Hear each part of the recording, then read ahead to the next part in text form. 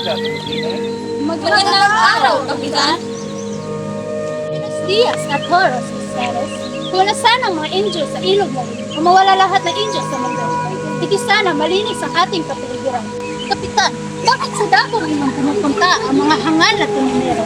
At bakit hindi nila bilisan ang paglalayag ng mga portable? Ina, napakababaw po kasi dyan.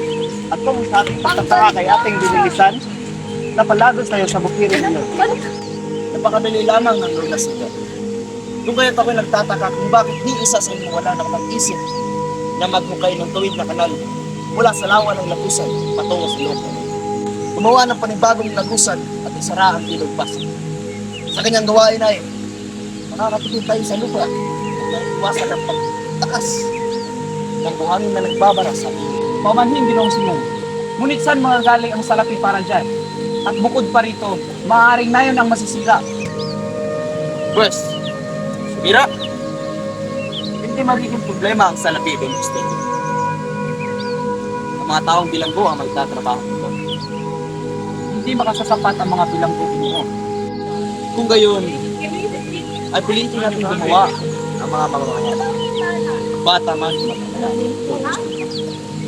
Ngunit kaguluhan lamang ang naibubuga nito. Mga kaguluhan? Minsan ba ay nag-aalas ang bayan Hepto? O ang mga bilanggong Hudyo laban sa banal na sakit? Akala ko ba may alaman ka sa kasaysayan? Ngunit ang iyong pakikutunguhan ay hindi hepto o hudyo. At ang lupaing ito ay hindi minsan naghihimagsik sa panahong ang mga tao na taga rito ay pinipilit na maghakot ng malaking kahoy upang gawaing daong. Kung hindi dahil sa mga pari.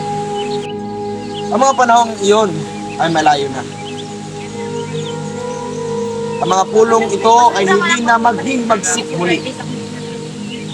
Bigyan man sila ng lalong maraming gawain at patawarin man sila ng lalong mataas na buwis. Isang mulatong na Amerikano. Indian English?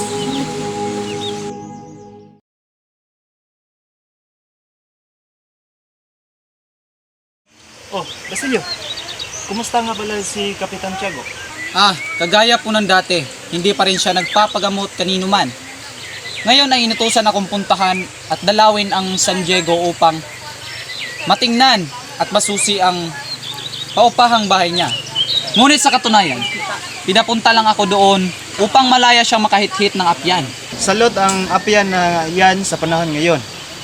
Ginagamit yan noong araw, ngunit hindi ko lubos maisip na labis na ang paggamit nito ngayon. Tandaan nyo mga bata, na manatili lamang itong medisina habang ang klase sa kaklase ko ay popular. Habang maiba, ako ano na ang lagay sa pagtatag nyo ng akademya ang wikang Kastila. Buti naman po, nakahanda na po ang mga guro at ang paaralan gagamitin sa eskwela. Mabuti naman kung gayon.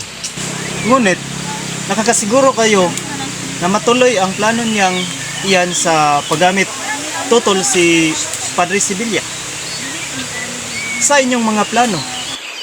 Magandang umaga sa inyo mga Ginoo. Tila ay nagkatawaan kayo rito. Pwede ba sumali sa inyong pag-uusap? Basilio, ikaw ba uuwi na para magbakasyon? Parang gano'n na nga po, Ginoong Simon. Siya nga po pala, si Isagani, ang karatig bayan sa San Diego sa nakatira. Mabuti naman. Sapagkat ako hindi pa nakapunta sa lugar ng mga mahihirap na hindi makabili ng mga alahas. Hindi naman ibig sabihin na kapag hindi kami bumili ng alahas ay mahirap na. Bueno, sige na. At ako'y mauuna na. Magdahan-dahan kasi yung mga sinasabi.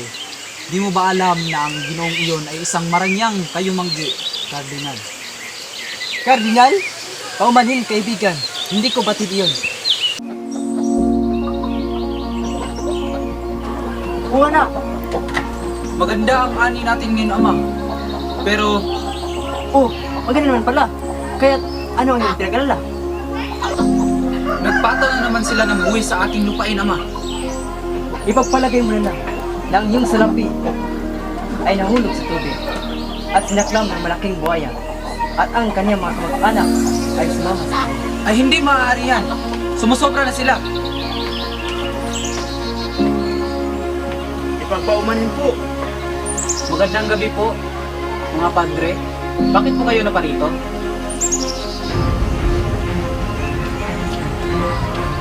Kailangan mo na magbayad ng buwis. Sapagkat ang iyong buhay ay 2 piso. Ano? 2 piso?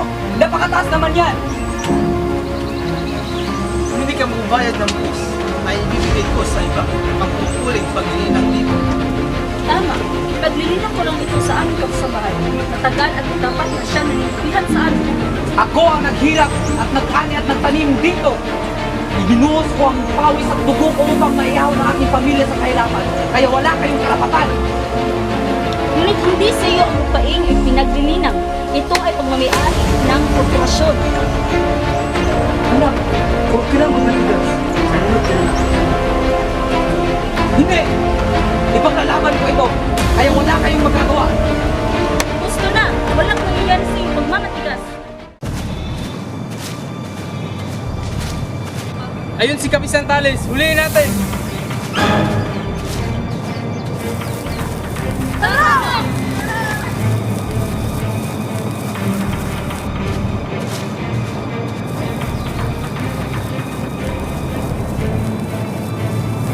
Itay! Itay! Itay!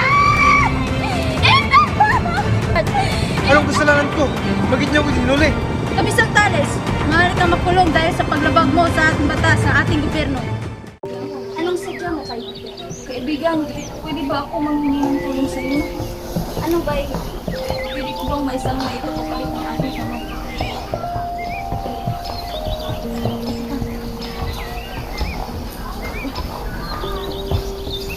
Magkano ba lahat? Manggaan lang, kaibigan, alang-alang sa aking amo. Sapat na ba ito? Salamat, kaibigan, salamat.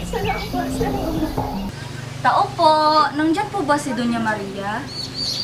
Sino yan? Si Holy po, Doña Maria. Papasukin niyo. Halika, pumasok ka. Maraming salamat po. Halika, umupo ka. Salamat po, Doña Maria. Doña Maria, pwede ba ako manghiram ng 500 sa inyo kapalit ng paglilingkod ko? Yun lang ba? Basta, lahat ng iutos ko sa iyo ay gagawin mo.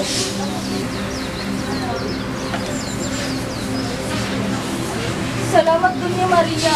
Gagawin ko po ang lahat ng gusto mo. Mga katulong, pumarito na kayo. Bakit po, Doña? Turuan niyo siya sa kanyang mga trabaho. Marunong ka bang mangulis? Marunong ka bang maglaba? Marunong ka bang maghugas? Marunong ka bang magsaing? Gagawin ko ang lahat sa alang-alang sa aking ama. Kung gayon, halika na at marami pa tayong gawain.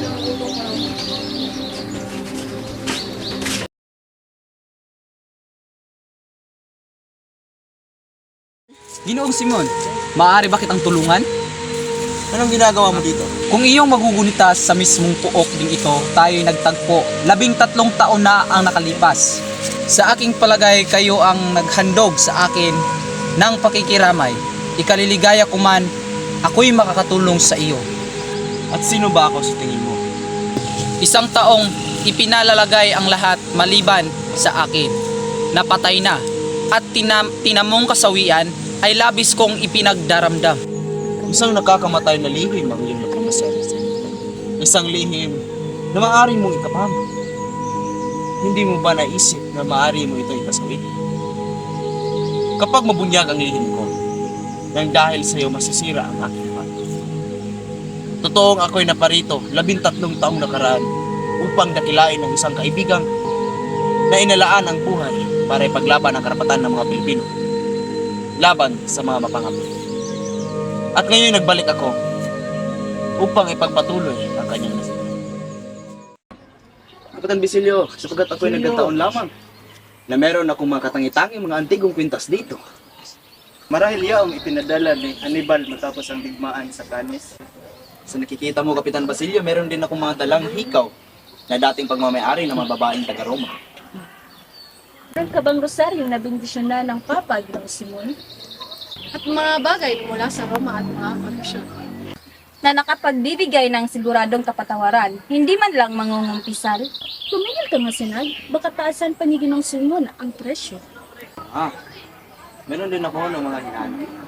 Kayo, wala pa kayong bibilhin. Bueno, maupo ka. Ang alahas ng aking anak ay pinagbibili na at ang natira ay wala nang gaanong halaga. At ang agnos ni Maria Clara? Tama! Iyon ay isang lakit ng mga brilyante at esmeralda. Iyon ay isinuot ng aking kaibigan na si Maria Clara bago siya nagmungha. Nagustuhan ko ang disenyo. Nais mo ba itong pagbibili sa halagang 500 piso? O ipagpapalit mo ito sa ibang hiyas na nasa harapan mo? Pumili ka. May iba't ibang klase dyan. Baka gusto mo ipagpalit yan. O sa halagang 500 piso. 500 piso? Pwede 1,000. Kuha ko sa'yo, itatago ko to ng parang relekya. Ang mga nakakita kay Maria Clara sa isang kumbento ay nagsasabing siya'y payat na, mahina at halos hindi na makapagsalita. Naawa ako sa isang binibini na mamamatay lang sa isang santa. Bueno, mga Ginoo, ako'y aalis na. Paalam, binibini. Ginoong Simon, kami rin ay mauuna na. Maraming salamat, Ginoo. Sapagkat kami aalis na. Ang kahilingan ko ng mga mag-aaral ukol sa pagkakaroon ng Akademya ng Wikang Kastila. Ano pa ang dapat kong pag-isipan, General? Ano ba kung hindi ang kahilingan ay mabuting panunukala? Ay nakapagtatakang 6 na buwan ay pinag-iisipan mo din. Dapat itong pag-isipan ng mabuti. Ang kahilingan ay hindi napapanahon. Ito ay may malaking epekto sa ating mga karapatan. Ang kahilingan ay kahinay-nala, Kapitan General. Huwag kayong magpapauto. Yan ay isang tahimik na paghihimagsik lamang. Kapitan, ang kanilang kahilingan ay makabuluhan. Sa makatuwid, palagay ko'y dapat itong ipatupad na nagpapatunay ng pagtiwala sa mga tao at katatagan ng ating pamahalaan. Datapwat, maaari nating bawiin kung sila ay magmamalabis. Bakit natin bibiguin ang mga kabataan kung gayong ang kahilingan ay may kabuluhan? Hindi nyo ba naiisip? Hindi maaaring matuto ng Kastila ang mga Indio. Maaari silang magsimulang makikipagtalo sa atin kapag natutunan nila ito. Sila'y maging kaaway, at kaalitan ng Diyos at ng mga Espanya. Isang salita, Padre. Ang usaping ito ay hindi lamang nalilimita sa pagtuturo ng wikang Kastila. May nakakubling layunin laban sa pamatasan ng Santo Tomas. Tingnan natin kung sino mananalo sa usaping ito. Huwag sana sumama ang loob mo sa akin, Padre Sibilia. Ang pagtuturo ng wikang Kastila ay maigagawa ng walang pangamba. Kaya't ito ay hindi pagkatalo ng pamantasan. Sila rin ang unang nagagalit kapag naparusahan ng walang kasalanan. Kung gayoy, ibigay natin ang kanilang kahilingan.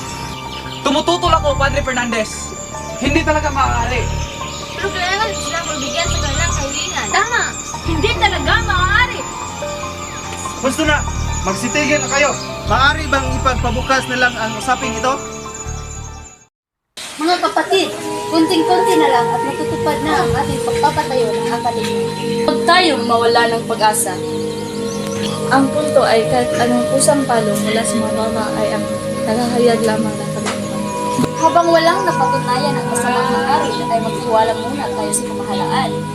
Nasisiguro kung marami pang panukala ang hindi pa natin sinisipat yan. Huwag muna tayong magsaya. Di pa ito masisiguro sapagkat taliwas ang mga praile sa ating panukala at malaki ang kanilang kapit sa general. Sinasabi mo bang hindi makapag-isip ang sarili ang general? Wala akong sinasabing ganyan. Sabihin mo sa akin, ano bang basihan ng mga priling yan? Hindi pa hintulutan ang pagroon ng akademya. Bilang maliwanag ng pagtuturo ng Kastila ay kapaki-pakinabang. Dahil ay natatakot silang maunawaan ng mga mag-aaral. Isa na sa pagpanganib nito ay ang karangalan ng bayan at universidad. Ayan ang mga nib ng karang ito. Pasan ba ang universidad? Isasyon ba ito ng pawang kamangmangan? Ang iyong samahan ay tapat sa layunin upang padaliin ang pag-aaral. Sinasabi ko na ngayon pa lang tayo ay panalo na sa digmaan at ang pagsisikap natin ay may gantimpala sa ating bansa. Mabuti. Subalit kung sakaling sa kabila ng lahat ng sinabi ni Picson, ang general ay patuloy na humingi ng payo sa mga prior at hindi ibibigay ang pahintulot kung hindi aprobado sa mga prior. Mabuting balita, mga kaibigan. Ngayong umaga ay nakipagkita ako kay Padre Irene. Kaya ipinagtanggol niya ang pagpapatupad natin ng akademya. Kaya meron tayong pag-asa sa ating pinapanungkalang. Makaraig, ano ba ang nangyari? Gayon, gumawa tayo ng paraan para ipaglaban ang ating karapatan sa patupad ng edukasyon sa wikang Kastila. Pagpanuhan natin ang susunod nating hakbang. Kung ngayon, ipaglaban natin ang ating karapatan. Tama, ipaglaban natin ang ating karapatan bilang isang mag-aaral.